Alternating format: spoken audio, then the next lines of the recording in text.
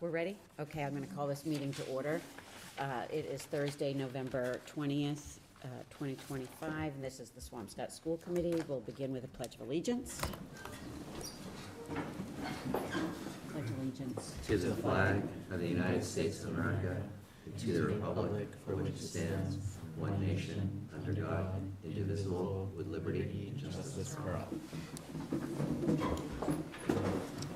I just want to acknowledge our slightly different setup here and appreciate the crew back there as well as Miguel for making it happen. It's something that we've talked about just to kind of make it a little bit easier for us all to talk to each other.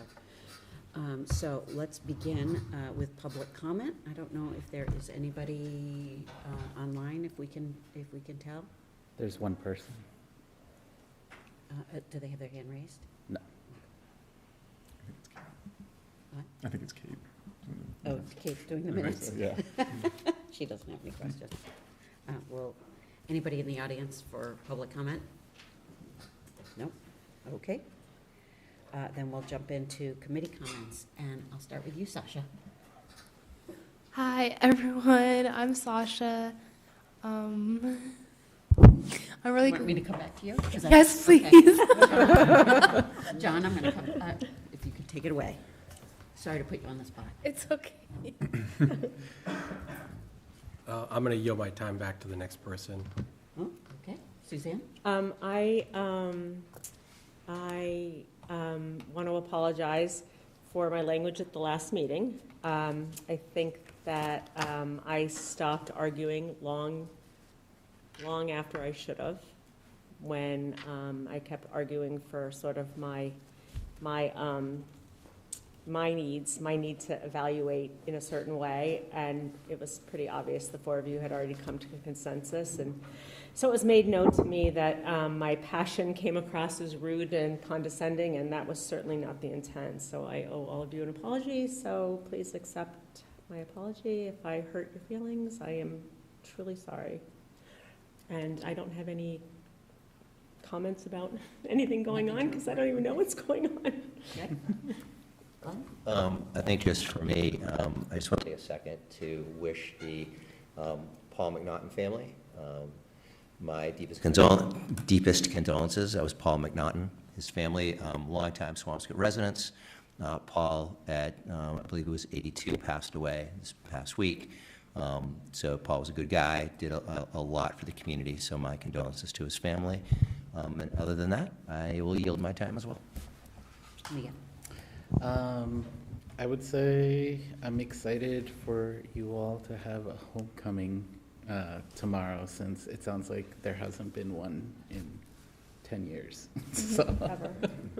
Yeah, ever. Yeah, that's a never thing. Oh, okay, a never thing. So it's great that you're getting that experience. I know all of the students are really excited for the homecoming, to add to that, and everyone's really looking forward to Thanksgiving break coming up. And I just want to say last Friday there was a great art field trip to the museum, to Mass Art Museum, and it went really well. So. Again, I'm really excited for homecoming as the junior class and the sophomore class. We planned this together. It took a lot of time, but we finally got enough donations and enough decorations. And for Powder Puff on Saturday, we're also really excited for that. It is a huge charity event for Swampscott especially, and for the football Thanksgiving game, and I think that's it. Can you tell us a little bit about homecoming? Okay, so for homecoming this year, we decided that the classes of 2027 and 2028, we need more income, especially because the class of 2027, we have prom to plan on, and 2028, they need more funds. So the homecoming event is basically a funding event for both the classes. We spent a few months planning this with our advisors, Mr. Roby, Ms. Russo. I think we're overall really excited for this. It's been a while, and I'm sure the students will enjoy this event. I know I'm going to sound very old. Is this a dance? Basically. Okay. I'm glad you asked that. I really Thank you. Sorry. Yeah, for the old school, that's. I saw the sign said, the attire or the theme is like Hollywood under the stars or something. So are people wearing something, like, what's the dress? So basically, we talked about this during our meetings. Like, students are really encouraged to dress to impress because people have different visions of what dressing to impressing is. So they just dress under the theme and wear whatever they want. It's so great. Okay. Great. I hope that's fun. And is that here? Yes, from 6 to 8. Exciting. I don't have any comments, so I think we're going to just jump right into reports and discussions, and I will turn it over to you, Superintendent. Great. So we're going to start with the Swampscott High School Academic Excellence Award, and I'm going to call up Ms. Sturma.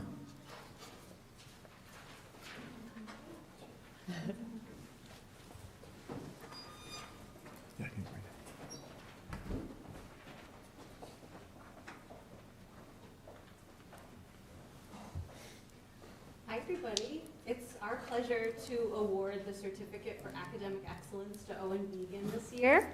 I have a few words to share about Owen. Intellectually curious, innately bright, avid musician, and experienced sailor are a few ways to describe the impressive Owen Began. Owen stands out as a top student in his class, having taken the most rigorous course load possible for all 4 years, including 9 advanced placement classes. His impressive academic achievement is driven not by competition, but by a deep-seated love for learning for its own sake. Owen is a thinker whose contributions elevate every classroom discussion. His passion for science and engineering is evident in his SHS coursework, which is now leading him to pursue chemical engineering at the college level. This interest has been cultivated through his role as a leader in our Innovation Pathways Advanced Manufacturing program. Over the past 4 years, he has dedicated himself to studying engineering, technology, manufacturing, and design. His Innovation Pathways program will culminate this spring with a 100-hour capstone project. Outside of the classroom, Owen is an active leader and member of his school and community. One of his greatest passions is music. He is a trumpet section leader in the marching band, concert band, jazz band, and plays bass guitar in a student-run band, Turtle on a String. Owen's love of learning combines naturally with his love of music and the band. One of the products that came out of advanced manufacturing is a beautiful guitar he designed, built, and uses in the band. Wow. Turtle on a String started as a group of 8th graders getting together to jam, and now they have music available for purchase on Spotify and play countless paid gigs throughout our community, as well as performances at SHS's various events. Owen is also a 4-year member of the sailing team and a 2-year captain, and he serves as a sailing instructor in the summer. He is also part of our math team, which just won a huge math competition against 6 area schools, including our longtime friendly rival, Marblehead. Owen's activities are meaningful and fulfilling, and he serves as a true leader and role model for the younger students who look up to him. Owen is poised to do great things in the future, and we are all incredibly excited to follow his journey. Wow.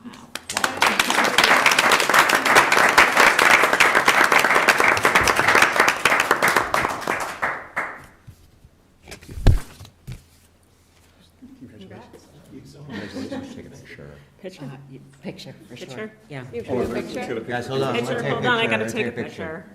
Send it to the media. I'd like to say Turtle on the String's first gig was the 8th grade dance, right? Sure. Outdoor venue. We had X Mike first. Okay. Oh, that's right. You came up. You guys want to stand together? Yeah, what you was.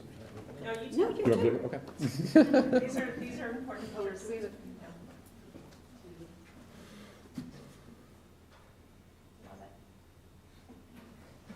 Owen.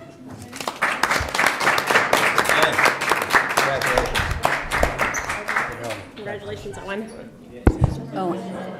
Owen, before you go, do we have any college news? I know it's the most annoying question to be asked, but I have to ask. I'm still like applying places, so I haven't heard back from anywhere yet. Good. We'll see how it's, I would imagine you're going to do very well. Congratulations. Thank you.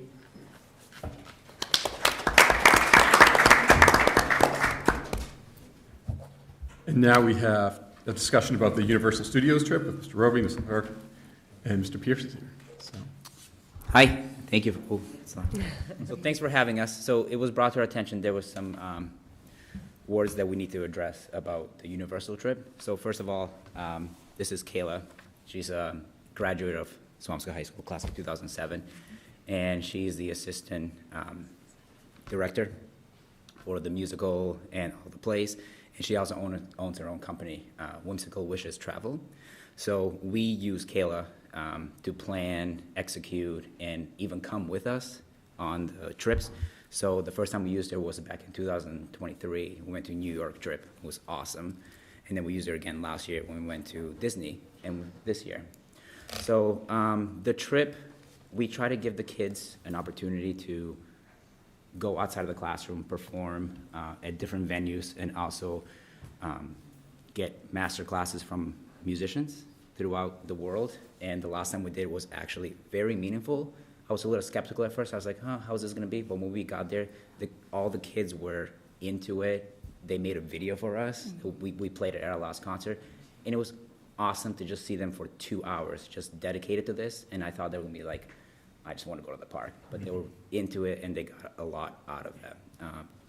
So we just wanna talk to you guys about the process. So there's a lot of planning that goes on before we even come to you guys for approval. So I came first.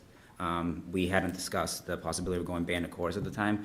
Mr. Pierce needed just a few more weeks, so I said, let me just get the band going, and then he came in, I think, last month to get approval. So Kayla, Mr. Pierce, and I get together. We discuss what we want. The first thing that we discuss is the price. We want to keep the price as low as possible to the kids, and we also want to keep it as inclusive as possible, meaning airfare, hotels, meals, every single thing that goes into it. We want to make sure we are upfront with the parents and the school committee and the whole school community too. So that is our first priority. And to kind of sidetrack to this, I've reached out to other area schools. There's a school in the North Shore that is going to Disney this year, and their price is $2,700. They are doing one more night than we are, but our mid-price point is $1,800. So we're almost $900 less.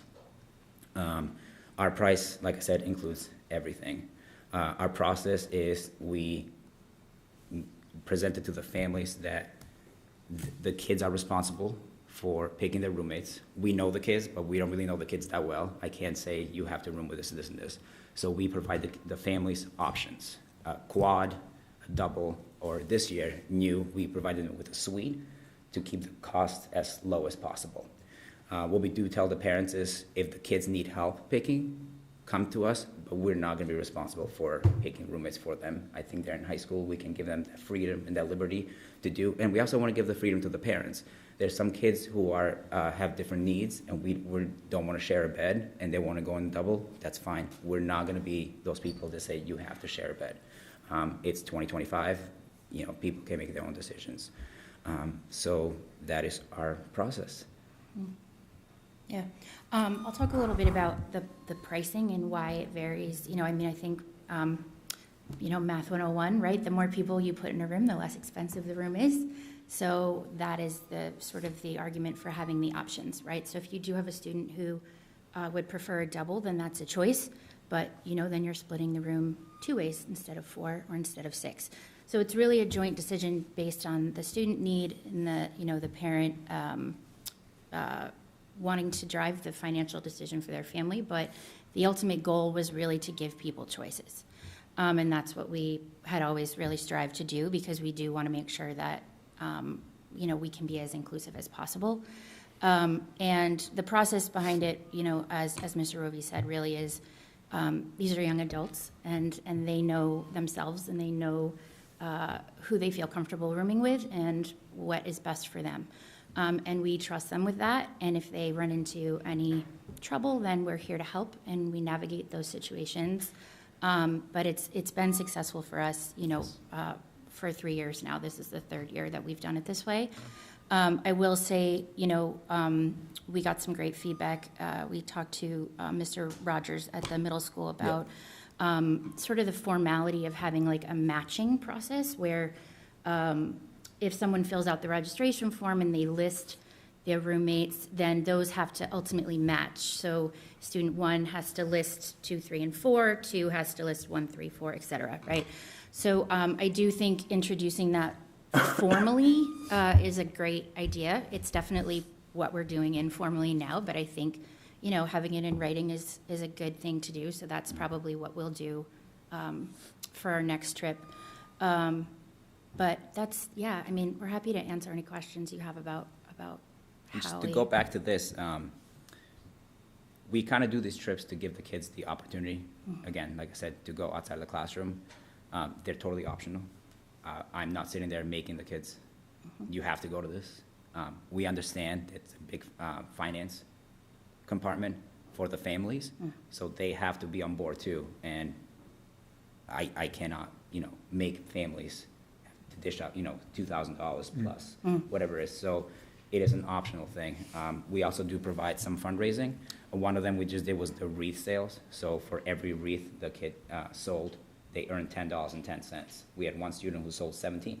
So this time was like $172 off the price. And then the next fundraiser we're doing is the Battle of the Bands, which you're all invited. I think I emailed you all. Yep. That's Monday night, and it's going to be an awesome, I think, community building. I'm hoping this comes back, not just for this year, but multiple years. This year, all the funds that are raised are going towards the trip, overall trip. And we also have some awesome raffles from the community for you to bid on. I think there's 13 baskets, right? 13 baskets for you to bid on. So we try our very hardest to provide the kids with fundraisers while not doing the exact same that everybody else does. Like the calendars that you see, the Chipotle nights, you know, the dockside, you know what I mean? We try to provide a variety. And we thought the Battle of the Bands actually suits this because it's a music trip and we're doing a music fundraiser. So, do you guys have any questions or anything? Can you just remind me what grades go? Is it just juniors? 9 through 12. So anyone? Because in band chorus, in actually all our electives, we have 9 through 12 grades, so we open up to all those kids who are in the class. And so anyone's allowed to go? There's not like you don't have... Anyone that's in the class. Yep. Right. Yeah. So I know that there has been some controversy around payment and who, but in the end, the school committee is not involved in that sort of day-to-day True. process. So it's, I think this is the first time we've had a conversation like this for us. So without getting granular about it, do you feel like that the parents who brought any issues to you were heard, and are you, it sounds like there's already thoughts for how you could do things a little bit differently next year? I mean, of course, we're all teachers, right? At the end of the day, we're dealing with students, so we're all looking to improve our ways. And we're not saying here that our ways are the model for everybody to follow, okay? It works for us. If we have to tweak it, we'll tweak it, you know?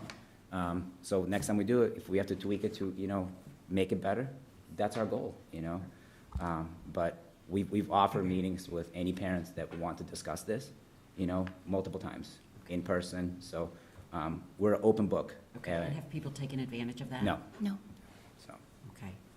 And then all of our prices are listed on the informational meeting. So where every single dime and cent goes to. Yeah. She does an exceptional job of making sure the price is as low as possible and making sure it's an enjoyable trip. And when we had our first in-person meeting, we actually had multiple parents like, wow, that price is not that bad. Yeah. I get it, $1,700, Yeah. especially heading into the holidays. It's tough, I understand, How many kids do you anticipate going? We have 54. We've already registered. Yeah, We're going, 54. so, yeah. Good luck to you guys. We took Yeah. 52 last year. We had some Yes. fun with that. The other thing is when, I don't need a microphone. I think it's for this. Oh, yeah, we do, because TV. The other thing is, when you use a travel company, they will, charge that price and send you on your way. And we have a person who's coming and making sure, the T's are crossed and the I's are dotted. And when we went to New York, really down to we're in a restaurant and there are children with various dietary needs and 2 of them were not being met. And the notebook came out and said, no, you said this would happen. And magically fruit plates appeared. So, you don't get that. Yeah. Love it. I mean, there are other companies, so the other, the North Shore group that I told you about, they use Bob Rogers Travel Agency, which is a huge music company. When we were planning the New York trip originally, we were gonna go with them. Not responsive at all. You know, we were asking, it's like, oh, it needs a few more weeks for this. And then Kayla said, you know what, I don't usually do these kind of things. I usually do just Disney, but, you know, let me just try it out. And she jumped right in at the last minute. You know, we probably had 6 months or so, Yeah. or 7 months to plan that trip. And it was awesome. And I love the fact that she comes with us. You know, if there's any problems, Jim and I are now sitting at, you know, on the phone calling the travel agency. You misspelled the kid's name on the plane, now they can't board. Yeah. You know what I mean? So she. Sounds like that's Right. from Yeah. experience. It is. Yeah. It might be. You know, Yeah. but is there anything else you guys have, or comments, or? I mean, we've met already and Yeah. discussed this, that this is pretty much, we're trying to always make our trips as inclusive as possible. Correct. And that's the goal. Mhm. And I feel like you've, you know, like you've said, that you're ready to make adjustments when needed, if needed. Right. But I appreciate all the work that you've put into this. Thank you. And that you're providing this experience for our kids.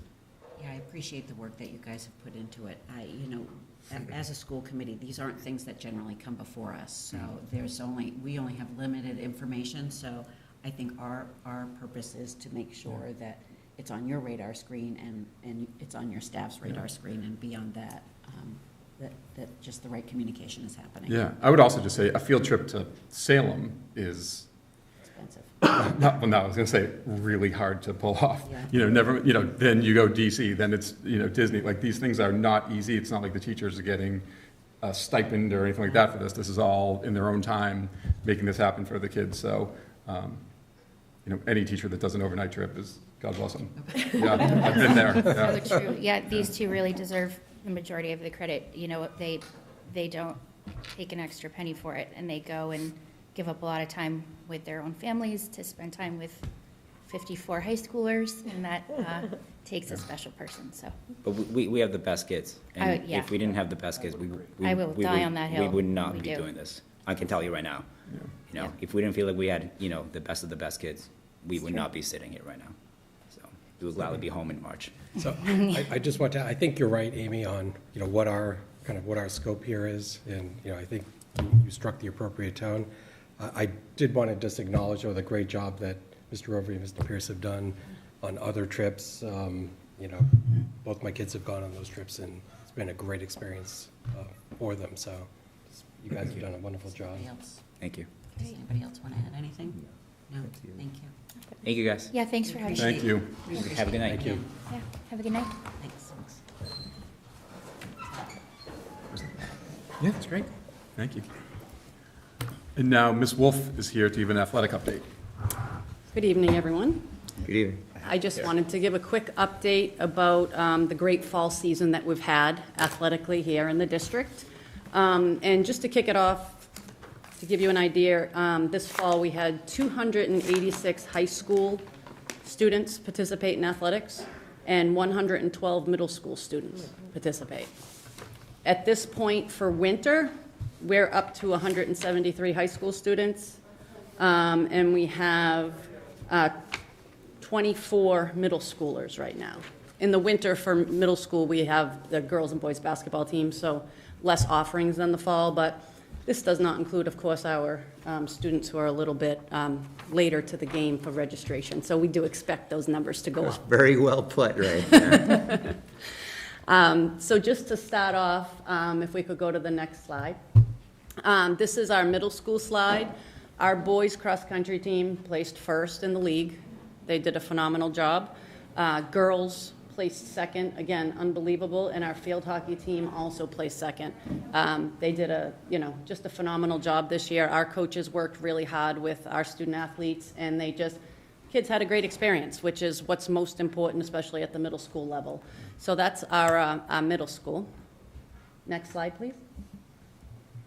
Okay. Can you go to the next? Oh, okay, here we are. This is into the high school now. These sports that you see listed right there all won NEC championships this fall. So our boys cross-country team, girls soccer, boys soccer, our football team, and our volleyball team all won league championships, which I think is a great thing. Next slide.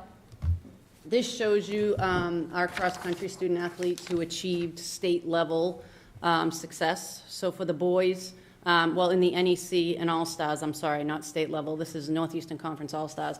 And for cross-country, it's based on how you perform at the league championship. So Simon Brown and Atticus both got all-conference, and then our all-star was Anthony Colella and Lincoln Guinea. And for the girls, sophomore Annabelle was all-conference. So they're doing very, very well, I have to say. You've probably all seen them out running about around town, too. Cheer, our all-star for cheer was Jaylise Jaquez, and the team also placed third at the Wildcat Invitational in October, which is a very, very competitive invitational cheer competition. So that is, hats off to them. That was an incredible accomplishment for them. Field hockey all-stars. So all-conference was junior Lila Giard, and then our all-stars were senior Nola Conley and sophomore Shay Connery. Girls soccer, all-conference was Greta Siefkin, and then our all-stars were junior Cecilia Tripp, and then juniors Eve Byrne and Jane Raymond. Boys soccer, we had 3 all-stars, senior Milad Sassin, senior George Spelios, and senior Nico Croft. And volleyball, we had our all-conference senior Reese Schellberger, and then we had all-stars senior Mara Sorota, senior Lila Pasta, and senior Lauren Paul. Golf. Golf, again, is similar to cross-country in that, depending on how they do in the NEC Open, is the accolades that they get. And sophomore Tyler Ostroff was all-conference, and all-star was senior Michael Collins. Our football, we don't have the awards yet because they don't do their awards until the Monday after Thanksgiving, so stay tuned for those. I'll make sure I get them along to everybody once they're out. And then this is the state level that I was talking about before. I can't say enough about Tyler and Michael and how much they accomplished this year out on the links, so to speak. So Tyler finished 12th and Michael finished 17th out of 89 golfers. So just to put that in perspective, and I will say that the conditions that day were not ideal. It was chilly, it was rainy, it was windy, it was tough, and they stuck with it, and they did a phenomenal job. So kudos to them. The Meet of Champions for cross country, which is in all states, so every single division in the state, qualifiers will participate in this. And for the girls, Annabelle Averett placed 12th, so she medaled, and she ran the 5K in 19 minutes, 22 seconds. Yeah, I don't know if I could drive my car that fast. Anyway, and then for the boys, as you can see, anywhere that there is a PR next to a name, it means that was a personal record that they achieved in the meet. So you can see Simon, Anthony, Lincoln, Miles, Isaiah. I mean, if you look at the list of our boys, Thomas Arrington, and Thomas, this was, he was an alternate for the week before, which was all Division II, but he helped the team qualify, and that was just amazing with what he was able to do, and it was the first time that he's been able to achieve both things, so it's pretty great. So our boys actually went and represented as a team. They qualified as a team, whereas Annabelle qualified as an individual. And that is my presentation of our successes for the fall. If you have any questions for me? I just have a question about the girl, Annabelle. Yeah. Did she qualify as an individual versus a team because of like the number of girls on the team, or? No, because of where the girls team placed when they ran the Division II. So you have to place in a certain order for the whole team to qualify. But individually, if you come in the top, I'm not sure the exact number, Yeah. but if you come in that top echelon, then you can qualify as an individual as well. So she was able to do that. Exciting for her. Yes. I'm excited to see what the future holds. Oh, there's a lot of underclassmen. Yeah. I Yes. know, it looked really good. Yeah, they really are, and they're all very dedicated, and they're just doing phenomenal things, so I'm very excited. Did I read that the top 7 boys runners were all from Swampscott? Is that what that last, what Caden was 6 and then Thomas was 7? Is that right? Yes, Wow. In the whole meet? yeah, That's great. I do believe. I think that was the NEC, right? No, I think this was at the, oh, no, it was the Division II, I'm sorry. That was Division II, not all Okay. states. Yep. And that's what propelled them to be able to compete as a team at the Meet of Champions, which is all states. And then, I should know this, but the boys soccer team, so they won the conference, but they didn't qualify for the state, is that right? Correct. How is that possible? I don't understand. Because the conference is broken up into 2 halves. Yeah, So, and we do it by enrollment.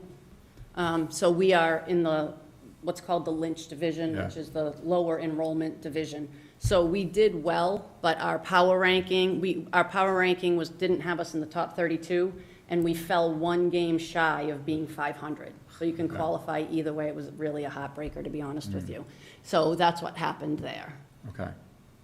And the last thing I was just going to say is the cross-country, back to the middle school cross-country, just for those of you who don't know, they have historically, the last few years, had over 100 kids or around 100 kids on the team. And it's such a nice way for the kids to, especially the 5th graders, to get to middle school and just automatically meet somebody, meet some friends. And it's like the math team and the cross-country team in the middle school, like fighting, jostling for position always about who's going to win the most. So, Yeah, to put it in perspective, there were 24 middle school field hockey players, and the rest were cross-country runners. So, and it's so fun to watch them out there at practice. The coaches do a great job. They do all kinds of interesting things for practice and, at their meets and everything. Some schools come in with maybe 20 kids total, and then here we come. yeah, I love it. It's so intimidating. Yeah, we have to take 2 buses because we have so many kids. It's wonderful. Love it. It's a great problem to have. Yes, absolutely. Just from my perspective, thank you very much for this. Again, it just goes to show that, we have a great district here. With all this participation, whether someone's with a band, whether someone plays athletics, I think it's just a great place to be and only continue to grow. But this was a great presentation. Thank you so much. You're welcome. It was Thank great you. to see you, by the way, and wherever we were. Pembroke. Pembroke. A long way away from here. Yes, it was great, though. The girls played hard. It was a long ride. Yeah. But remember the silver lining, Glenn. Right. Mary Lou's coffee down that part of Right, the town. exactly. I did stop on my way home. I did. Yeah. Thank you very much. Thank you. Thank you. Anybody, any questions or? No questions. Thank you as well. I guess you mentioned something about Thomas Arrington, as an alternate. So I went to the cross-country dinner last night, and Coach Tenney was telling kind of the backstory about that, which was, I thought, really interesting. Just take 30 seconds. Thomas showed up just to cheer on his teammates. He showed up in his street clothes. Wasn't anticipating running that day. It was like 6:45 in the morning to get the bus. And Coach Tenney says, "One guy's down, you're in today. Call your mom to bring your shoes and your uniform right now." Wow. And they pressed him into service, and he did very well. He I did, like And he he ran did all the a way. phenomenal job. Right. That's a great story. Yeah. Yeah, that's great to hear, since I always see Thomas running around in the neighborhood, so. Yes, All right, absolutely. I think that's it. Thank you. You're welcome. Thank you.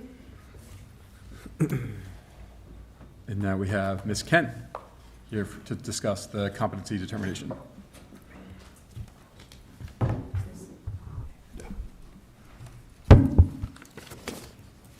Good evening. Thank you for having me here. I'm here to talk about something that Ms. Zotto and I have been working on for the senior class. As you know, when MCAS was put aside by the vote in November, the school district assumed a lot of responsibility that DESE used to have for us. And I'm going to just sort of walk you through. Can you just hit the next slide, please?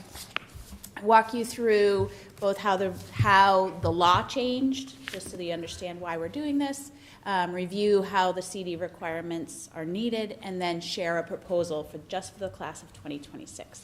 So we did meet with Suzanne and Miguel last week and gave them a preview of all this, so I ask for their patience while they listen again. But we thought a lot about it, and we decided that we were going to do a policy or a plan just for the class of 2026. We know that we're going to need this moving forward, but this is a special class in that they still have MCAS scores that can count towards their competency determination. So we're going to just do it for 1 year, and then we'll probably be back next year with a new proposal for moving forward when MCAS is no longer a viable solution. So next slide, thanks. So the Massachusetts law states that students need both a competency determination as well as graduation requirements to graduate. And before November of 2024, the MCAS did the competency determination for us. So we had competency determination and coursework, and here in Swampscott it's MassCore and all that you need both to graduate. And then the vote happened in November of 2024, which said that MCAS would no longer be used as a competency determination. Doesn't mean that kids don't still take it. There are good reasons to take it. You can still get the Abigail Adams Scholarship. You can still get the Seal of Biliteracy, etc. And we, as a district, are required to proctor it and administer it. But it no longer could count for the competency determination. So instead, all of what we do in school has to serve this purpose, serve both purposes. The coursework, and our coursework has to show not only did they get the credits to graduate, but they are competent. So what does that mean? If you hit the next slide, that means, according to the law, this is a little quote here from the law, that they have to complete coursework and they have to show mastery. And what showing mastery means is the skills, competencies, and knowledge contained in the state academic standards, in the curriculum frameworks, in the areas measured by MCAS. So what was that? That was basically 9th and 10th grade math, ELA, and science, right? So they have to show that they know this stuff, right? Which is what MCAS used to do, right? But it's based on the curriculum frameworks of the state. So those are, So again, not to reiterate, but we're really only proposing something for the class of 26, so the kids that are seniors now, because they took MCAS as sophomores. The law hadn't changed by then, so we have a lot of kids that have that test that still counts for them. So there's a bunch of different pathways to get a competency determination. Can you click once? Yeah. Or twice. So the first is the MCAS, as I just said. So about 75% of our seniors at Swampscott High are all set with MCAS. Done deal. They have their math, ELA, and science that they have passed. There's also another path, which would be MCAS in some subjects and courses in the other subjects. So maybe you didn't do so well on your math or your science, and the coursework or whatever mastery we're saying in this proposal would get combined to give them competency. That's about 19% more of our kids. So between those two blue boxes, we're almost there. And then the last is what we're proposing tonight would be counting towards their competency. And their courses that are certified by the district as meeting the standards of the 9th and 10th grade, as I outlined before. So tonight what we need to do is talk about what those courses are. If you click one more time, 2 more times I guess, what those courses are. And then the state also requires an appeal, if you can click, an appeal process. So that if somebody doesn't get a competency determination, there needs to be a process through which they can appeal. So this document that I have shared with you tonight is our plan and proposal to meet these requirements. So I'm just going to sort of quickly, explain them to you. So we talked to a lot of other districts. Ms. Otto went through her principal Rolodex, and I went through my curriculum people Rolodex and asked everybody what they're doing. To be honest, a lot of districts are trying to do it all at once, and it's not working out so well, I'll be honest. I was in a meeting recently with other curriculum people, and they said, so what's going on with the competency determination? And I said, they were like, it's so complicated, this class, this, and that class. I said, why don't you just do 1 year and then do the rest? And they were like, oh, I wish I had, but they're not. So we've gone to webinars with Desi. We've, all talked to everybody to figure out the best way to go through. And that's actually going to be more helpful when we do future classes, because that's going to be more complicated. And we reviewed curricula and talked to department heads. So for ELA, what we are saying would be the competency determination would either be having that MCAS score, which we talked about 75% of our kids do, or you can have coursework in English 1 and English 2, which is basically 9th grade and 10th grade English, or a course that we use in our special education department called English 9-10. And then to show mastery, there are a couple of options. One is you could participate and pass an assigned intervention in that subject. So that means that you didn't pass these classes, and you need to show that you mastered the content. An iReady assessment, because we do use that a little bit up here in the high school, equivalent to grade 10. A passing final grade in that course.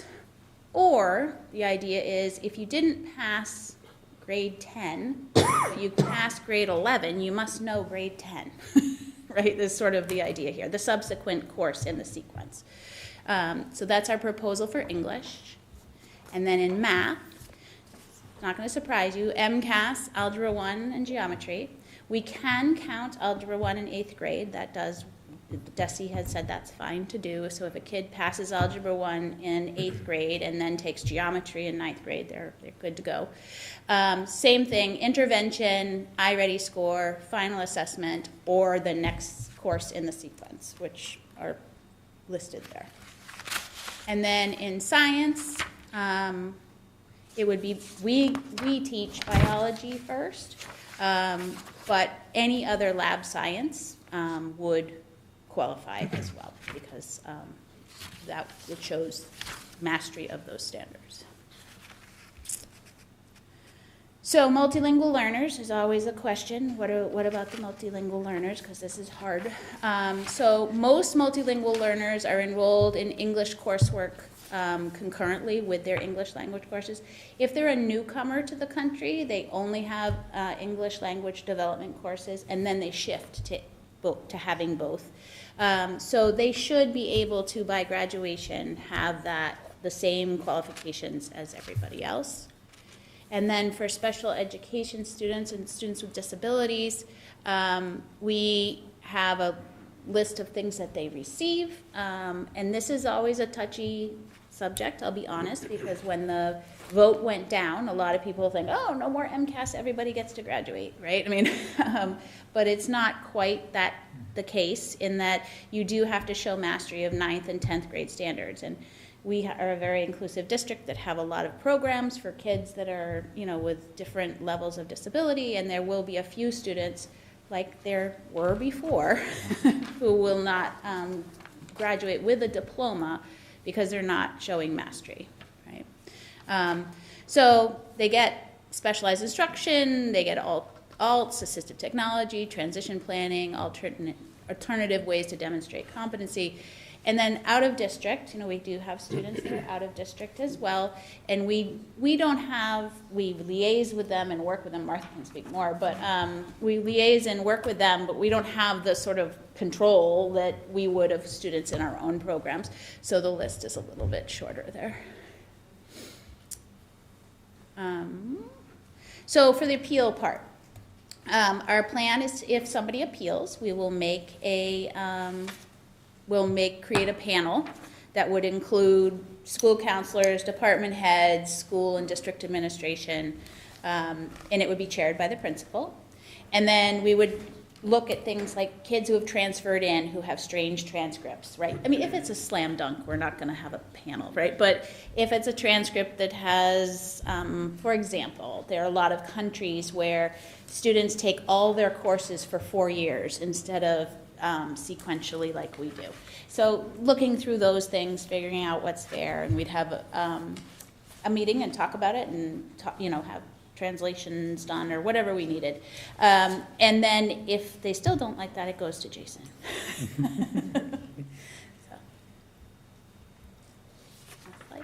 So looking for the future, we'll come back with another plan. This is just for the seniors right now.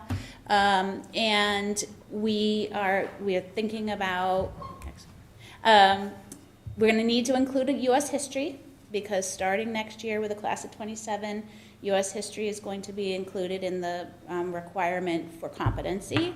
We're going to think about, we haven't decided or whatever, but think about participation in MCAS being a requirement for graduation. Not that you have to pass it, but you have to take it.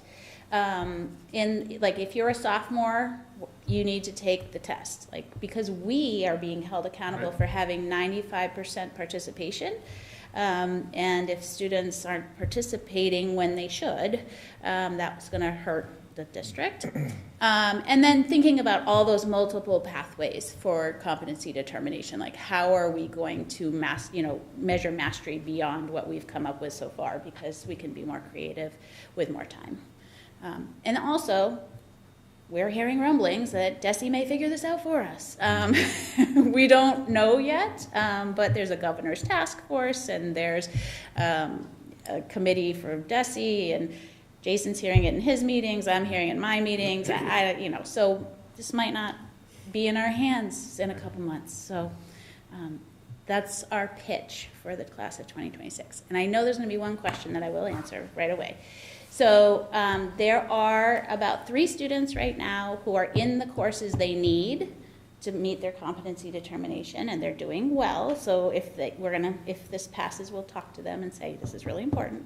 And then we have some students in the district that will not probably make the competency determination, and we're still also working with some out-of-district students to figure out how that works. Just we haven't had the thing. But if and when we get this approved and voted on by you, we then have to submit it to DESE, all the pieces of it, and we also have to post it on our website so that it's all transparent. We have to do that by December 31st. So there's about 12 kids right now that we're not 100% sure of yet. So.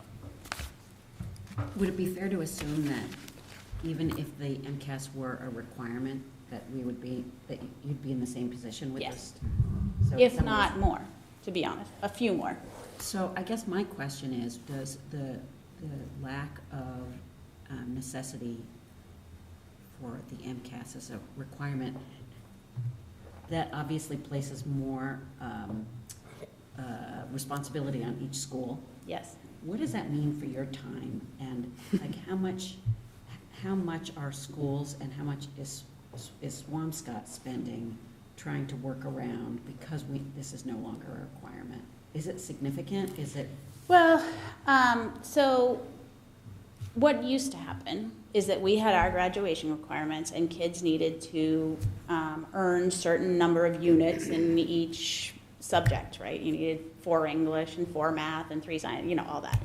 And then the competency piece was off the table. But now we have to sort of make sure that our courses are truly, they're always supposed to be, but really aligned to the standards, which is what we're working on now. We're doing a lot of curriculum mapping and figuring out what's where and if anything's missing.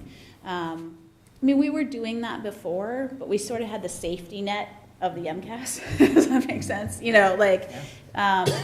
But now it's on us. So it has shifted a huge burden. I don't think people quite understood that there were, let's get rid of MCAS and life will be good. It'll only be graduation requirements. It's like, no, the law says we have to have both. And so now the burden of proof or whatever is on us instead of on the state. They're not doing that for us anymore. And so can a student and their family choose for their competency to be the MCAS? I guess. We as a district have to put something into place, right? MCAS, as of the vote, it no longer can count. Yeah. Unless we decide to make it count. Yeah. But that's really touchy because we have a whole vote of the whole state that said no. So we're going to go against what the people voted. It's one of those catch-22s, So. I know for requiring the participation into the MCAS, you said would be a little bit detrimental to the district. Is that because of funding? No, Anything? no. What, in our accountability ratings as a district, we are required to have 95% participation because they don't want people gaming the system, right? And so, but without it counting towards graduation, kids are a little, yeah, I might be sick that day, or, you know. So, you know, just requiring that they take it could help with that. Plus, we want them to get those scholarships and get the seal of biliteracy and do all those things. You know, Thank you for this. Yeah. And listening to it, I think one of the things I was thinking, and you know, you clarified a little bit with, you know, kind of December 31st deadlines. I was just curious about kind of milestones for the students, you know, what you're thinking. You know, we want to have everyone through this by the end of March. Do you have any thoughts on that? So we, that's part of why we're doing only the class of 2026. To be honest, it's pretty much baked. I mean, other than those 12 kids that were, you know, we've got everybody but 12, you know, set. It's too short. I mean, it's we're graduating in May. Like 3.5 years are gone. Like, it's kind of hard to make them go back to do something else. So we are needing, when we're put forward something for the future classes, we're going to have to, yes, we're going to need to put all those things in place and also think of some more creative ways for kids to demonstrate mastery. It seems like for the majority of kids going forward, like after this class, you'll know at the end of 10th grade, you're going to have, you know, a couple dozen kids that you're going to have to talk to and focus on for like 11th and 12th grade. I mean, And then the other thing is the kids that transfer in. You know, if they transfer in from Marblehead, it's not a problem. But if they transfer in from, you know, El Salvador and it's a totally different system and, you know, all that, or they've been out of school for a while or something like that, then it gets complicated. In our, you know, English language population, et cetera. So I know, especially having you at the table, Martha, that there's nobody who cares more about this, but what about the kids, what about special education kids? How do we hold them to the same level, that certificate of competency that we're holding them for in AP classes too? I appreciate the flexibility of the multiple pathways. I think that is going to be really important.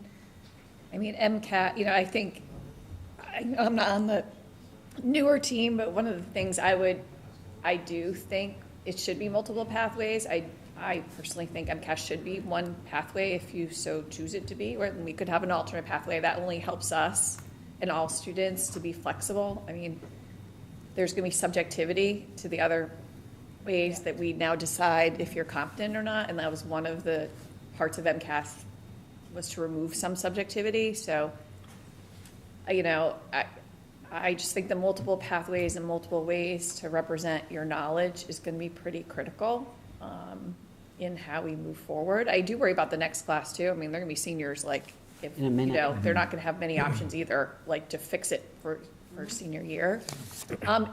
For students with disabilities, though, we do have some, you know, legal and IEP law to fall back on. There's times where we might, one of the graduation requirements we may waive, and we can do it through the IEP process. Not often, but sometimes that does occur. I'm not as concerned about out-of-district placements. I mean, the law is, if you're an out-of-district placement and it's an approved school by the state, then they get a Swampscott diploma, period. Now, so they're not going to follow the same core pieces that we have in terms of graduation requirements. They don't, but they have to follow the state. In terms of competency, that would be probably we would be working with that out-of-district school, but they're certified through the state. They have the same obligation that we have to graduate a student. So I am not concerned about that. They don't have to meet what we're doing here. That's not the way it works. So that one's separate. Okay. But I just think with multiple pathways, I appreciate that piece. I think that part's going to be important for us to be flexible and to ensure that the diploma is meaningful. I think that is really important. I mean, there are students that we have that will stay with us till 22, and those students also have a great accomplishment as well. And, you know, I don't want to not say that they haven't also attained a real significant accomplishment. They have. So I think that's important. So flexibility is what I think is important. Yeah. And I think we've started to do that with our coursework, what's it called, all the course listings. Oh, yeah. The program of studies. Program studies. That's what did not have that word on my tip of my tongue. I love that we have alternate pathways in there now. Like that, just, first of all, it's universal design. Like there's many ways we can present information to students, and there's multiple ways that they can represent their knowledge base, and I think that's going to be important. The subjectivity is something we'll have to work on. So, like, how do we, that's where the common assessments are going to be critical. You know, that everybody in LA took the same exam. It can't be one class did this, one class did the other. So, and that's just things we have to work on. For this group this looks like this would work for this class. So that's good. And Sarah, what happens to kids who are homeschooled? And how much, if at all, does that impact? We are not as responsible for that. You know, like that's not a piece that we need to think about. One piece that we do need to think about that's in the document that I didn't talk about so much is previous students who may have graduated had it not been for the MCAS. Right. So what we do is we need to, they can apply, you know, they could reach out and ask us and say, first of all, they have to be since 2013 because that's when the standards all changed. But if they qualify now, they would get a 2026 diploma. They're not going to get a 2020. They're not going to get the year that they graduated with their class graduated. they would qualify for a 2026 diploma. So there may be some residents or community members out there that you know, in the last 10 years or so didn't graduate that could now, if they wanted to, with a 2026 diploma, if they meet the qualifications of this. So I just have a couple. First of all, thank you. This was great. I actually am worried about the class of 2027 a little bit more than the class of 2026. Seems like the district kind of has an idea to get those 12 over the finish line, but you're right. It's getting late here. If we have a cohort for 2027 that there just may not be enough time to get them to where they need to be. So I can appreciate that concern. Obviously, I am, I'm worried about the special education group as well. It's good to see that there is, a plan in place for those. It's kind of twofold for me. The group, from 03 to 24 who did not graduate, I think that's great. Is there anything in the law that says we have to do any outreach whatsoever? No, we do not have to do outreach. Okay. We need to have a plan if they contact us. Gotcha. Great. I mean, we talked with Suzanne and Miguel and I, we were talking at our meeting last Friday that maybe we could throw something in the paper. So I brought it up. Maybe somebody will pick it up. But we might be able to throw something in the paper or something. Right. And then I guess the question of, and I don't, if this is an inappropriate question, please tell me. Of the 12 that are remaining who were of concern, what is the breakdown of gen ed versus special ed? None of them are total gen ed. They're multilingual learners or students with disabilities. Great. Okay. Again, from my perspective, obviously that's a real important piece for me. I think this is great. A ton of work, I can tell, went into this. I'll be really interested to see what you guys come up with for 27, because just listening to this, and I was reading this during the week when the agenda came out, the first thing I did say is, how are you going to deal with next year? Yeah. I mean, this year is not easy, but it's a little bit straightforward. Yeah, exactly. Where next year there's almost like there's a gap. Yep. And not our fault at all, but there's a gap. And then, as you said, Superintendent, you were saying earlier, and I've read this on the school committee listserv, there's this group that want, I don't say MCAS to come back, but something to come back. Yeah. And it really is, if you start to read into the people who are commenting, the size of their districts, it really has become a large versus everybody else. Yep. Where, the large districts really see the positivity in like an MCAS, where a majority of the other districts do not. Yeah. So it'll be, that may, as you said, make this whole thing moot. Hopefully, more than just 12 people in a room will make that decision. Yeah, and I do hope too, I think it's going to take some time for educators in general to think about alternative ways to do this, because Right. The automatic response is, let's make a test. Right. It's like, well, that's the whole Right. point, was Yeah. that we Right. voted out a test. Not saying that we couldn't have a test per class or whatever, but it's like, well, we'll just create an MCAS, basically. It's like, no, that's not the point. So, Right. we just need to get through this first, and then January, we'll start working on the next one. Great. Well, thank you for this. This was really great job. Thanks. I do need a vote.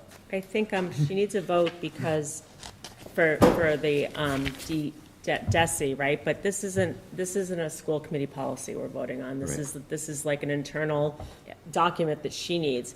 But what we are going to have to do is review Swampscott High School graduation requirements, because we don't even say, it doesn't even say in there you have to have a passing score in the MCAS either. It says you have to meet state requirements, which is sort of how we got through that. But I think at some point we're going to have to say, the credits plus a competency determination. So we're going to have to, that's our policy that we're going to have to change. Yeah. So Sarah, the draft of the competency determination, you need us to vote on that. Okay, so I will entertain a motion to approve the competency determination for the class of 2026 as proposed by. So moved. I will second. All right, all in favor? Aye. All right, it's unanimous. Thank you. No, thank you. I also just want to shout out Ms. Sato, who also did a lot of work on this. Thank you so much. Thank you.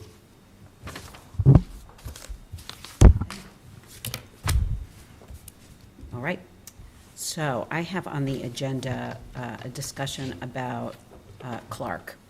Particularly, I don't know if the folks who were not at the mini summit last week had been able to watch it. But I think, first of all, we didn't get far enough down the path with a larger group about Clark, and probably more importantly, the middle school. But one of the things that I brought up at the meeting was the fact that I think that this is the first time, at least in what memory I have here in town, that when a school is no longer a school, that it still has remained as part of our budget. I know that originally that was because we were planning on moving the administrative offices there as well as the early learning center. And there really hadn't been until last week any formal acknowledgement that that was not in the works, that was no longer in the works.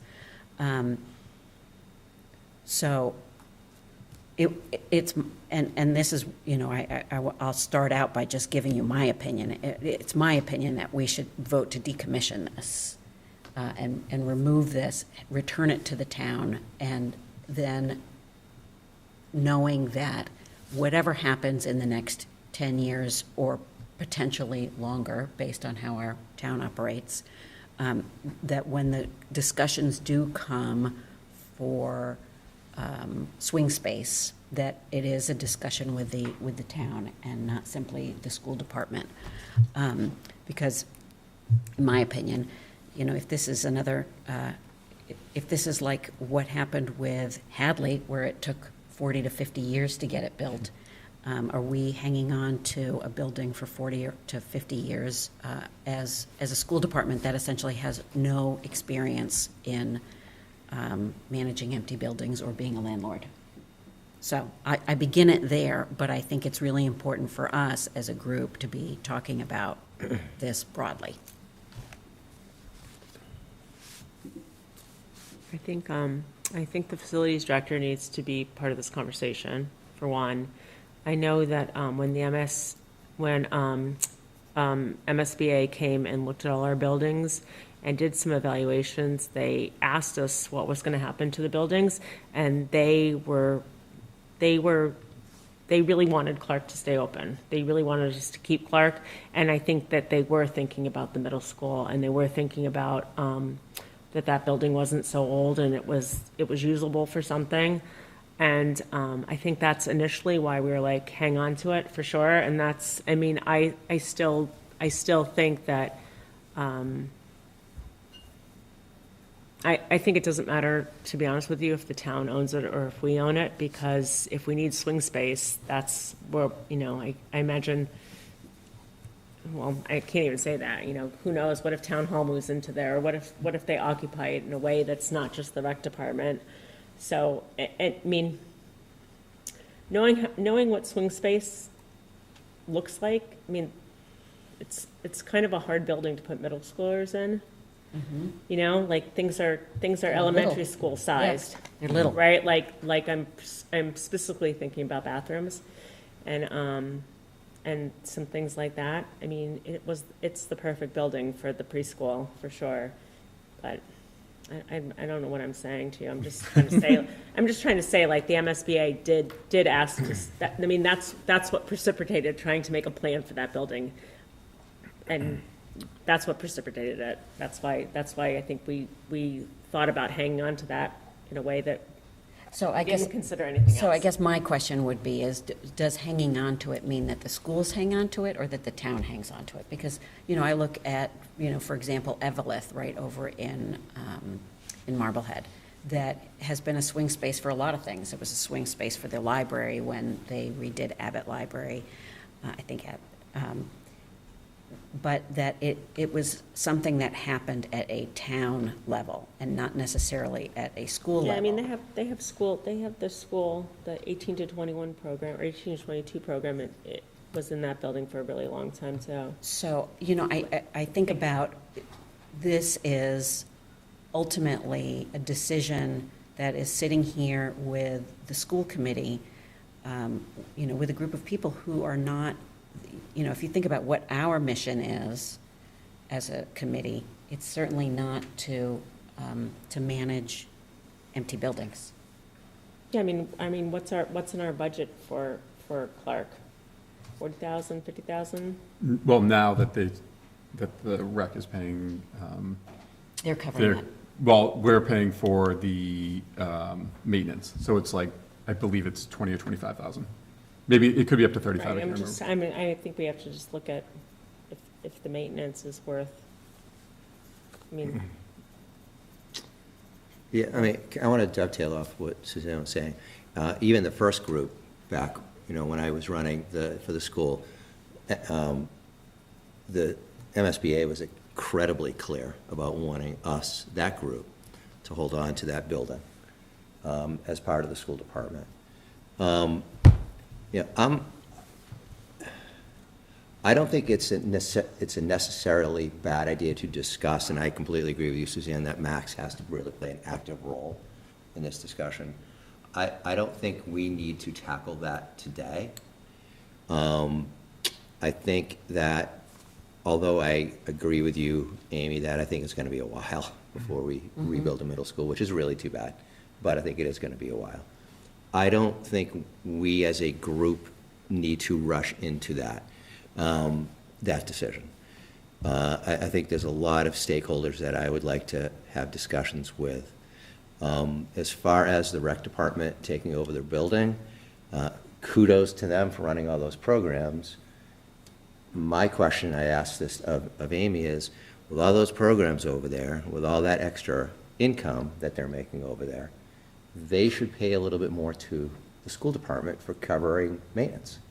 And if you have multiple programs in there, that means the building's going to be used then more than one or two classes, which is kind of what I thought was going to happen. And again, kudos to the rec department. I drove by there this morning, and there's cars all over the place. It's awesome. It's fantastic. But I believe that we should have a discussion with the town about So if the rec department is putting all their money into a revolving account, which I'm sure has a limit, as we've been told, we should probably reap some of that benefit to potentially zero out that, the money that we're spending. So if you read the agreement between the town and the schools, the maintenance is not day-to-day maintenance. Right. It's like if the boiler explodes, or if help me out here, like the roof blows off, that kind of extreme. It's like a systems thing. Yeah. So it's a systems thing versus like, if there, whatever damage that the rec department would do just in their daily use of it, that's taken care of by the rec department. Okay. What if we decommissioned it but had some sort of MOU? Why couldn't we have an MOU for like 20 years? Like that if the school needs it, it has priority over whatever's there, so that we can use it for swings. Because you're right.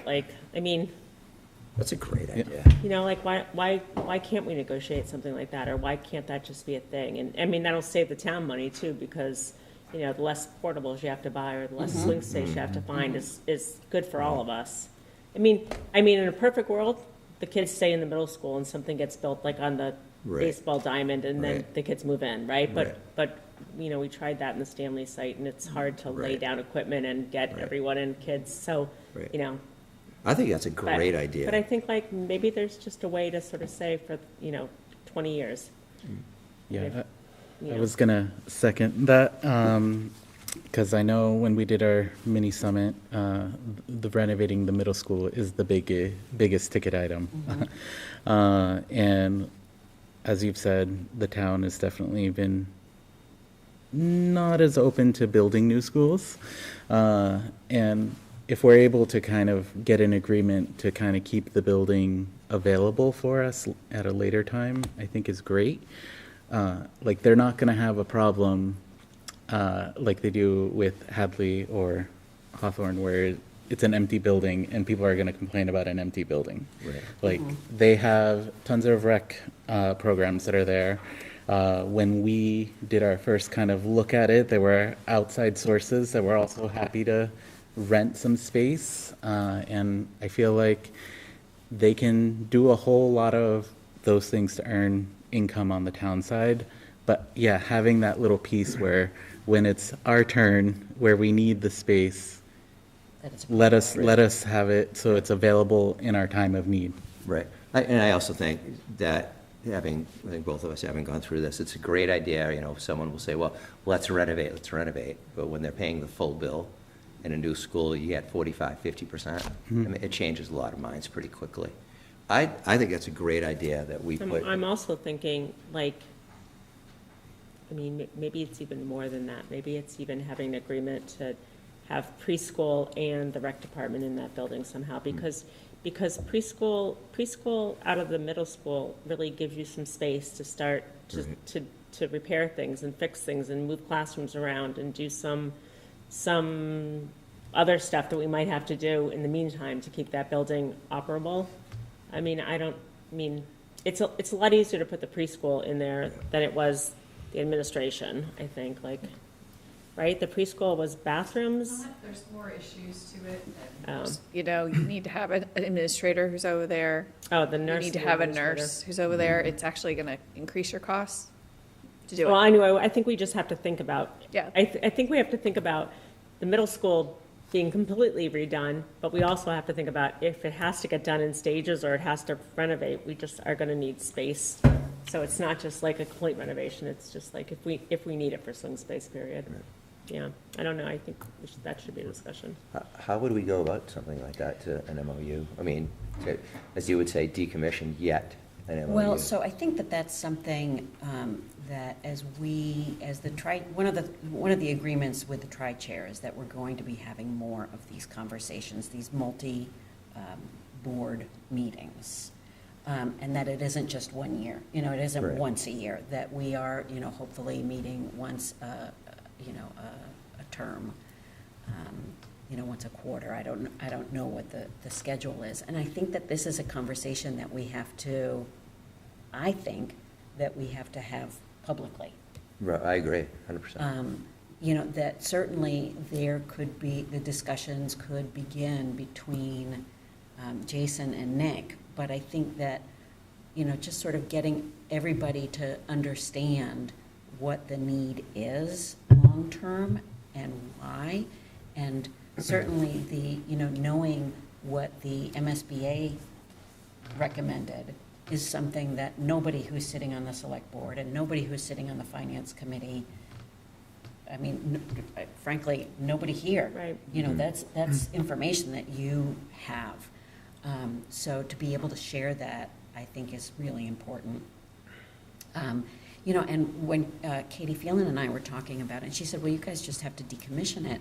And I said, well, that was sort of funny for me because I don't believe, and I could be very wrong here, I don't believe that we ever actually held a vote to decommission Hadley. I don't remember. I don't know. I think we would I have think we to, just though. transferred it to the town. I don't know. I don't remember that. No, we have to, we definitely have to give it to the town. But Yeah, halfway. I actually think we did. Yeah? Yeah, Yeah, I I think think we so. did. Yeah. Is that something that we can Yeah, we've have already checked. Nancy do some research on? Sure. Can I ask you, Superintendent, and this is a very, maybe not fair question, but what's your thought about, this discussion? So I'll say two things I was thinking about. One is just so everybody's clear, if we have Clark at swing space, which would be great, we're talking about one grade. I mean, it's not going Yeah. to, just for Right. people who are watching and don't realize, you're not going to put the whole middle school into Clark. We're talking one grade. And you're not gonna put trailers on that park because you can't put a trailer on grass. You gotta put a pad down, right? So we would be using that park and put a pad down and plumbing and electrical. So it's not like that park would get used for trailers. Trailers would definitely have to find a parking lot somewhere. Right. And, the whole statement of interest piece and having the MSBA come out, they'll determine really if we're going to be up for a renovation versus a total rebuild, which I think changes things. If it's a renovation, like you said, if it can be 2 grades at a time out of the building, that's very different than if we all have to leave. Right. Space-wise, because we're gonna have to get creative. But really, I think it stems from the middle school discussion.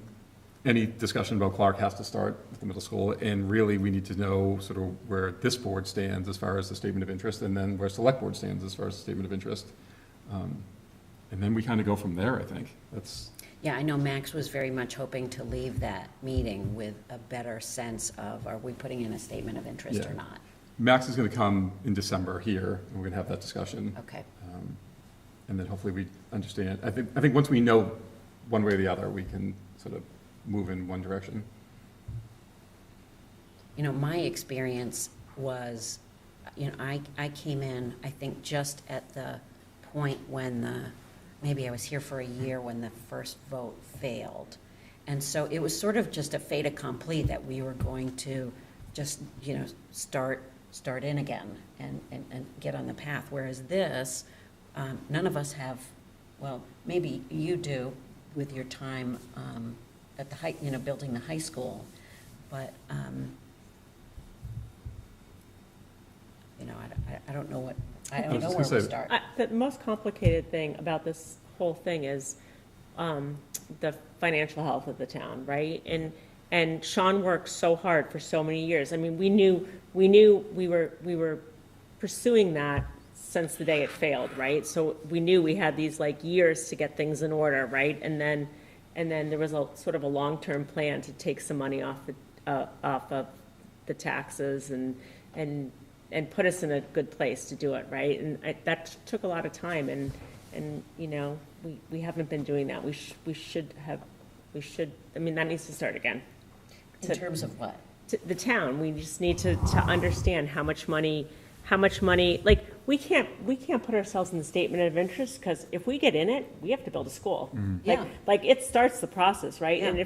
And if the town hasn't figured out how it's gonna fund it, or how, what the climate looks like, big picture, world financial stuff, right? And the ability to get supplies and have to predict prices, right? And if we haven't, if we don't have an AAA bond rating, you know, does our ability to borrow get more expensive? I mean, we just don't have those like long-term plans. Like that was something really important to the last town administrator, like really getting the ducks in order. And this town administrator just needs to get his feet wet and start figuring that the long-term health out, because that's what made us not put a statement of interest in right away. Like we talked about it right after we started building the elementary school. We said, should we just put a statement of interest? And we were like, we can't, because because then we wind up in the situation where we were when we said no. Right, after. and then you know, I mean, you know, I'm not sure the MSBA would let us back in again, because we were really lucky to get back in as quickly as we did. I mean, that's a crapshoot. Yeah, I was just gonna say, the window opens in January, so that's why, Max, we were discussing coming in here in December and just getting, But until we have a broader conversation with the town, I don't know how much we can tell him to do.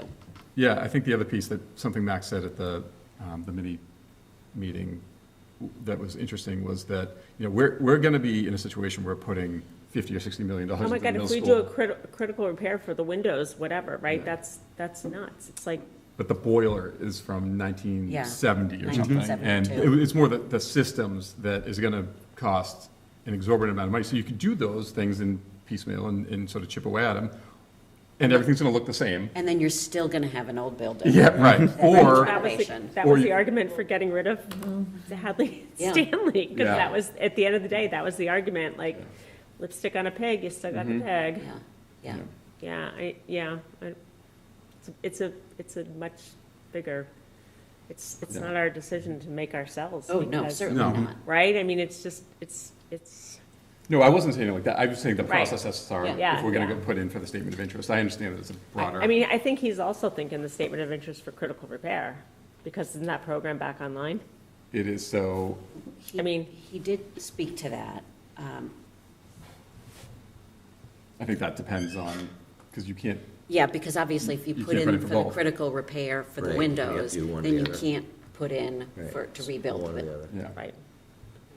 And that is critical. Yeah, and I know he also talked about, when we do get to the renovation part, trying to see if we can salvage any of those windows as well. Yeah, But- and I mean, we're gonna just hear how much more expensive that is to retrofit windows into a building, I mean, Yeah. you know, we're Yep. just gonna, I think when we bought the new boiler for Hadley, we said, it's the same model as the middle school, we should be able to put it at the middle school, because that's gonna need it next, and then when I asked about it, it was like, someone was like, no, we can't, Yeah. Yeah. but I thought that was the plan all along.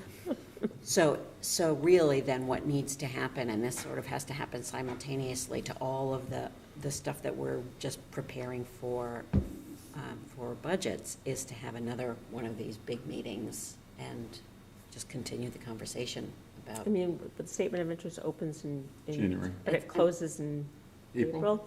I mean, Right, what's- so that has to happen, Yeah. that has to happen, like, I would say February at the latest, because it's a big document to put together, Yeah.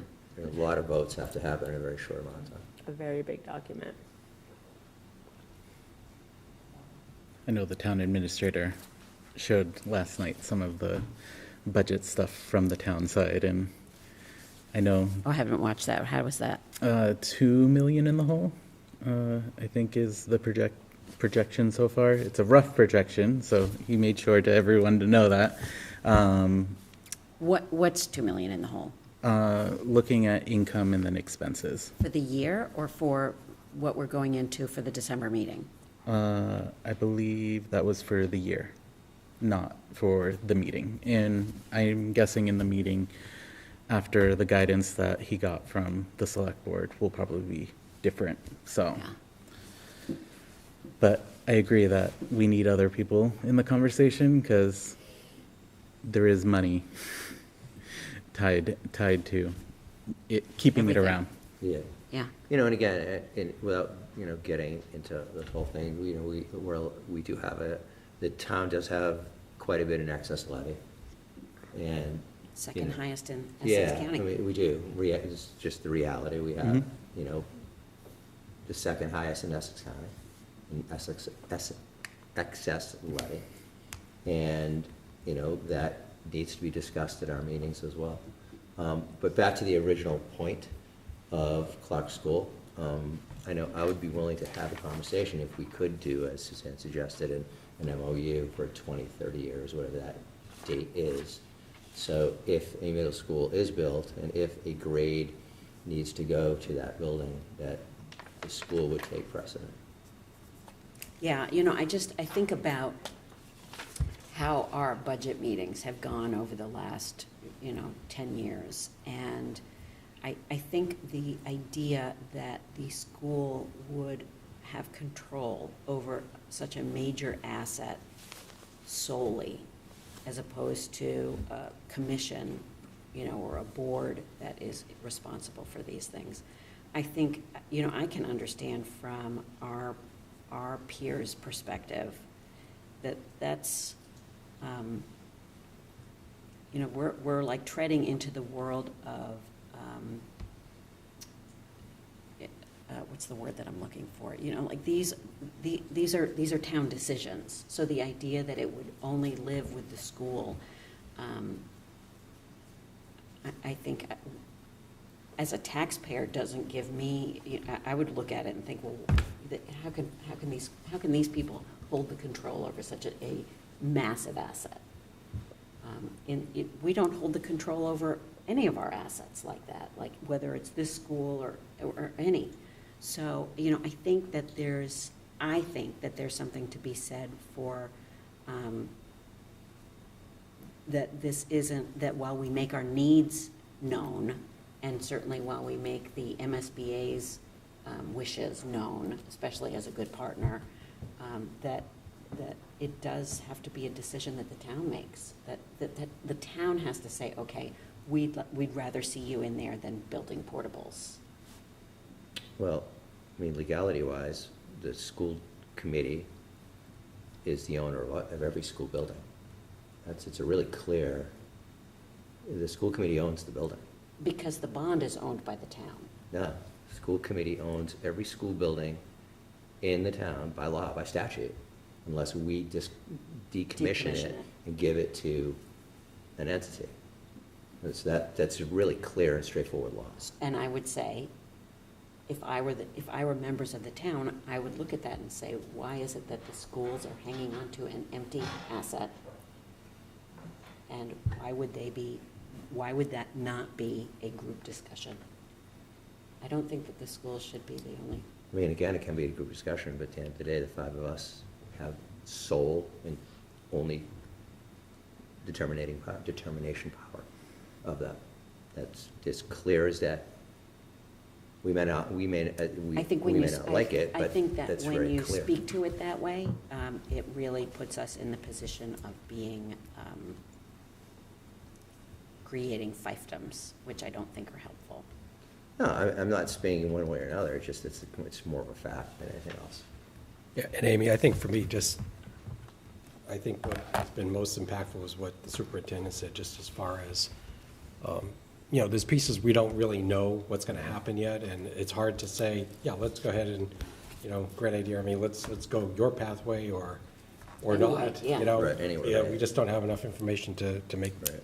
that decision. But, for me, I think a little bit differently than you on this one. It's like, I don't think we should be in the landlord business, but I think we should leave our options open for, again, whatever these plans and timelines, whatever they end up being, that we can decide. But in the that. same way that we're not going to be making those decisions about that piece of the timeline and whether or not we're going to be heading into a new build or a renovation or anything like that, in that same way, I don't think that we can be alone in making this decision.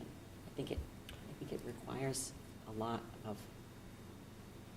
Not alone, but I think, I agree, there's going to be a lot of factors that we're going to have to consider that are not just with us, So I do agree with that.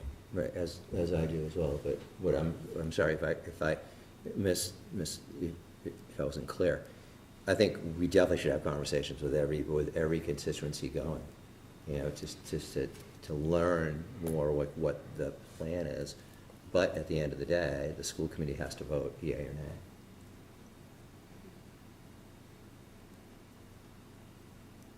That's why I think it's really important, as Suzanne said. I think we have to like what Max has to say about this from a building perspective. This feels like a chess game. Yeah, it does. It does because, at the same time, Max's responsibility is to keep our buildings in the best possible condition that they can I be. think but he can answer, does it make sense to have the school or town own them to keep them in the best condition? Right.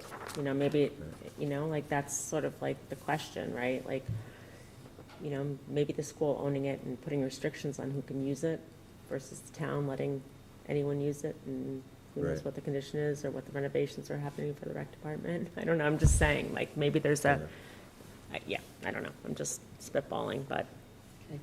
to be All right, well, to be so I'll determined. bring this to Katie and Eric and talk about having a conversation before February, or up until, through February. It's past 7:30, so. Oh, sorry. Sasha and Lee, I don't know if you want to, or you're welcome to stay. Okay, so. Now look at the peer pressure. So. Who's going to call chicken Nobody's judging, first? whatever you want to do.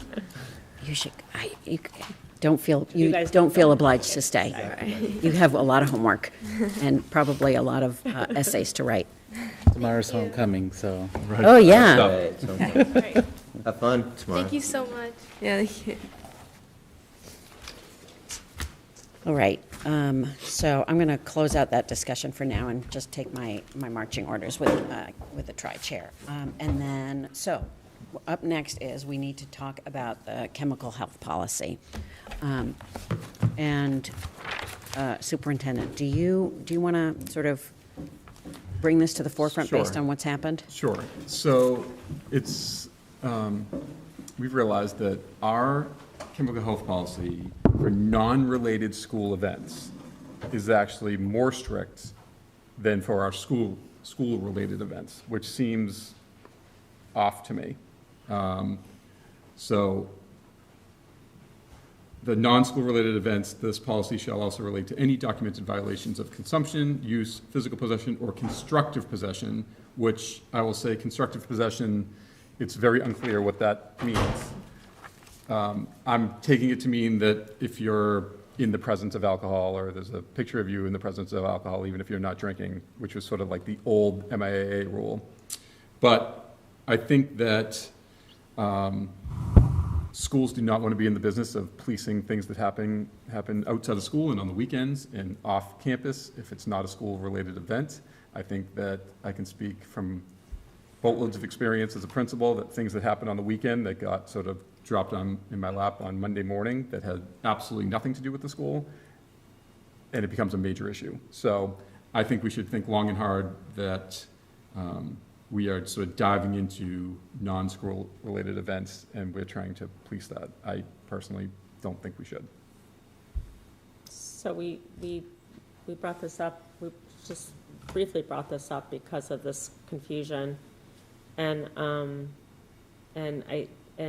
superintendent was gonna talk to legal counsel to see, like right now the policy says if you're in violation of the policy, you are, may have disciplinary actions, but it also says you're responsible to the rules and regulations of other organizations like the MIAA, so that's covered. But the school-related things, it seems like anecdotally, it seems like a lot of the things that are coming to the attention of the schools sometimes are vindictive a little bit, and it's just like, So what do you mean by that? I'm just saying, like a kid that doesn't like someone takes a picture and gives it to the principal and says, I saw this person here.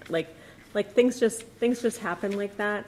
Like I know there was an incident when my kids were here that some kids from Marblehead put something before a powder puff game.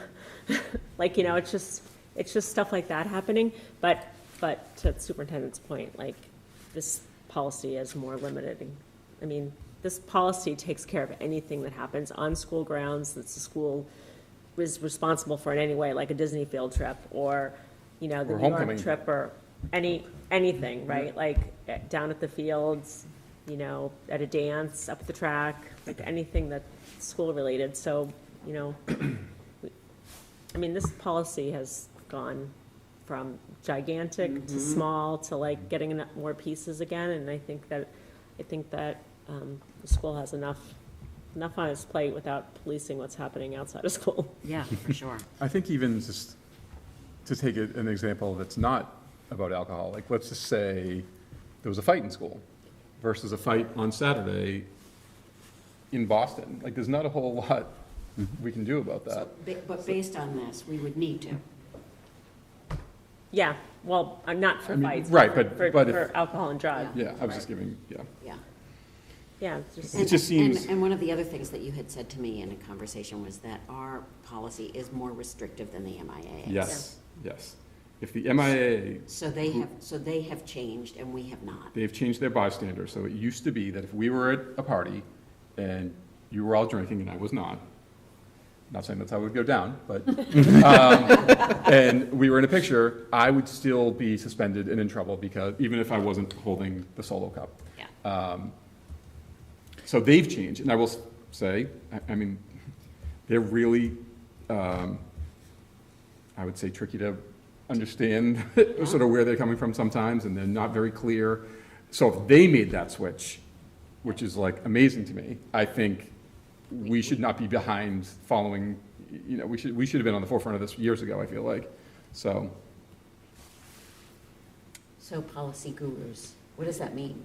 I think we're just waiting for KP to come back with this sort of a sentence that says, this policy is for school-related events, and non-school-related events are subject to parents making. I don't know, like, I'm just saying, I don't know what he's gonna say, but. Yeah, so when I emailed Darren, basically I said, you know, how does this cover us with those outside organizations? But basically the MIA, like, if we simply get rid of it, what does that mean? Oh, right, I have to hear from Glenn because he's like the cat that ate the canary right now. So, you talk about a big policy to a little policy to a big policy. I'm still wearing the boots on the back of my neck from 2011. Oh, that's when we tried to put in a chemical health policy. An incident happened, which we certainly don't have to talk about. An incident happened, a bullying alcohol thing, and a very serious thing. So we put in, we tried to put in a policy, a bystander policy. And I had my 15 minutes of fame, I guess. That's how I'm so stuck on this because I am a firm believer of, you're at a party, you're caught doing whatever, you need to have some sort of ramification. Something has to happen. And I'm probably very wrong about that, especially if we're above the MIAA, which is not a shock at all. I get a little worried about that. If something happens that will impact eventually something in school. Well, when it impacts something in school, it's our problem, but until it does, it's the parent's problem, or the guardian's problem, or the person that owned the house, or whatever. It's not the school's problem. I mean. It makes me nervous that you've got this pulled up. That's from 2011. That's right. And I'm still wearing it. And we're in a different world. I know that. I know that. I absolutely know that. I am in full agreement that we need to change this policy to bring it into what the MIA says. And if, you know, something happens, and you're right, it is at some point, it's the parent responsibility, which we've been preaching forever. Mm-hmm. So Suzanne, in your eyes, this is as simple as waiting to hear from KP. Yeah, I think that, yes. And I think that the sentence that in addition to the rules and regulations outlined in the policy, the students are responsible for the rules and regulations of organizations that they belong to. So if you know, the drama club, performing arts people have some sort of organization, they're responsible for that. And complaints need to go to that organization, right? Like, it's not, you know, I don't want to just say the MIA, but like any organization, like National Honor Society, for example, that's like, they have their own drinking policy, and students are, subject to that, right? Glenn, I was just going to say to your point before about, putting our hands up. Nobody's saying, I guess what I'm not saying is that we do nothing. I think Ms. Raymond and I have talked about helping. Like if we see a kid that we think was at a party, it's like we could call the families, they could talk to a counselor. We could say, listen, it's come to our attention that your son or daughter may or may not have been at this party, or we saw a picture, and just have a conversation with them. I think that's great. I think that actually is extremely helpful. It pushes it back on the parents a little bit to have a discussion with their kids. And it's the kind of community that we are. Right. Absolutely. Right. Versus now you're in trouble. In most cases, listen, on one side we're worried about the kids' mental health, and we want them to be social and get off their phones and have friends and go to a party. No, I'm not saying we want them drinking. Of course we don't. It's illegal and it's not healthy. And I talked about it at the parent athletic night, and I'll talk about it again. Nobody's condoning that. However, we don't want the kids sitting in their room either. And so if you're going to a party or you're hanging out with your friends and you decide not to drink, which is great, you shouldn't be punished for being there. Right. And that's what we're saying. Well, and I would take it a step further and say that we're not Big Brother. That this Yes. is, that this Nor is, do we want to be, no. Nor do we want to Yeah, be. Yeah, so I think this doesn't require us to do a read if we're just going to take something out. But if KP comes back with a statement or a phrase or something we put in there, then we can just put it in here and vote on it, I think. I think it's that simple. Okay. I don't think it's... Doesn't sound like. And, I think the other thing I'm hearing is that, and I like what I'm hearing, Superintendent, by the way. I like it very much. And as long as it's clear, whatever this ends up looking like, that it's clear to everybody, what the expectations are, I think it'll work. Kind of the superintendent's point, we don't want it like the MIA where you have to get, a room full of lawyers to figure out what the exception might be. We don't want that. Right. Do we have any idea what the Mass Association of School Committees is doing, or what they think of? Do they have their own chemical? I mean, they have a PAT database. They have a PAT policy, very similar to ours. Okay. Yeah. Be curious what KP comes back with. I was going to say, like the idea of trying to get a counselor, parent in a room, and potentially either the principals, since that'll definitely kind of hit on the point that Glenn was talking about, trying to have some accountability, because potentially the parent didn't know, because they said that they were just going to go hang out with their friends. So so it kind of helps, but it also keeps with our mission of. I think this really came to the forefront for me even during COVID, when we gave the kids devices like overnight, and then we had the system where principals were getting alerts at night on the weekend, things that I did not want to be making a call home on Saturday night about what your kid's looking at on the computer, but it became that way. So it really felt like, talk about Big Brother, it felt like it was 24/7 of us getting alerts and dings that we have to call. And at some point, it's not our. It's not ours. It's not ours. Right. Sorry, what were we gonna say? Oh, I was just going to say, as the person who kind of helps write the protocols for all of the investigations that we're required to do under lots of different headings. For this, I think probably what happened is it's the constructive possession that got removed out of the school. My guess is it was a proofreading error, and it didn't get removed out of because the language is exactly the same except for that stayed in. And on our end, I think we didn't define that because I did not know what it meant. Now I do, but I would definitely make it much clearer in the handbook for families. Like, what does that mean? And to kids, what does that? It means that you are near it. Okay. Right. So it's near. Constructive means near. Yes, near. Your constructive possession means it could, I could, if there was a beer on the table, but I don't have it, that's constructive possession. I could have it. Right. But I think that's probably what happened. But as, it's really hard for principals, and part of my job is to help them make it easier. And also to make sure that we are following procedures and protocols and due process for students. Like, that's really hard to do, but I'm trying to make it as easy as possible. In this case, it would be very hard to do it, because for an event that's in school, there's a different level out of school. And so we're only gonna do that wrong. Like, I can tell you right now, like, that's really gonna happen. Yeah. Right. So I think that's something to consider. And then the other thing that, Jason and I were able to talk about too, and the photo evidence of things is going to be pretty difficult for us, and that's across all things, civil rights, bullying. Because with AI, we're not going to really know, is that a real photo or not a real photo? And I don't think you want us spending time knowing that. But in order for people to feel secure and safe, the one thing that we can do in whatever bucket that we come in and do a investigation is, the first thing that we can do is supportive measures. Absolutely, 100%, whether there's a finding or no finding. So in that case, we are keeping kids safe, always. So if I get information, or a principal does, about bullying or civil rights violation or Title IX violation or chemical health violation or conduct violation or whatever it may be, or 37H or 37.5 or 37 3/4, like, those are all our buckets, right? We have to follow all of our procedures and protect due process, but we can 100% do safety and supportive measures immediately, which I think should be reassuring to everybody. Right.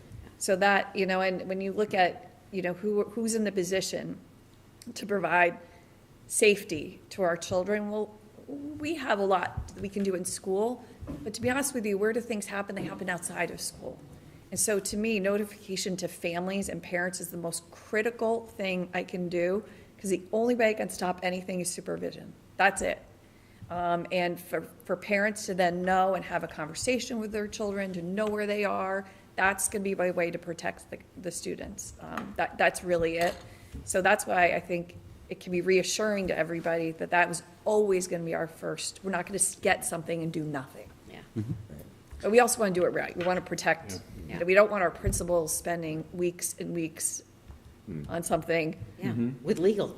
Right. No, like, there's no teaching and learning happening. That's actually our primary role, is teaching and learning, but is educating. And now we're doing something that we're spending all of our time where I can always be safe. That I can always do. And the other is we work really closely with our school resource officer, and that's our other avenue for safety in the community. They know where the kids are and what's happening, and that's our other avenue for it too. So that's the only thing I would advocate for. Like, where do I see us spending a lot of time on, photo evidence is going to be hard for us in anything now, because you could fake any photo.